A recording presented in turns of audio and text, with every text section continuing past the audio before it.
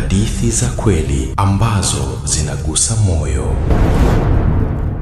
Aise. Miaka miwili baadaye walikutana tena, lakini safari hii mambo yalikuwa tofauti kabisa. Baada ya kusalitiwa, yule kijana hakuvunjika. Alipitia maumivu, njaa na upweke, lakini hakukata tamaa. Alianza upya kutoka sifuri, kazi ndogo ndogo, mchana na usiku, mpaka polepole maisha yakaanza kubadilika. Hakumwambia mtu yoyote, lakini alikuwa anajenga kimya kimya, mpaka siku moja aliingia kwenye mkutano mkubwa wa biashara hapa Dar es Salaam, na hapo ndipo alipomwona tena yule rafiki aliyemsaliti. Lakini safari hii hakuwa yule kijana wa zamani tena. Rafiki yake alipomwona alishangaa, akamkaribia polepole na kusema, "Samahani bro, nilikosea." Baada ya miaka miwili alikuwa anarudi kuomba msamaha. Yule kijana alitabasamu tu, akamwangalia machoni na kusema, "Nilikusamehe zamani, lakini sitakuamini tena." Kisha akaondoka na kumwacha akiwa kimya. Siku hiyo hakushinda kwa pesa, alishinda kwa heshima. Wewe je, ungechagua kisasi au msamaha?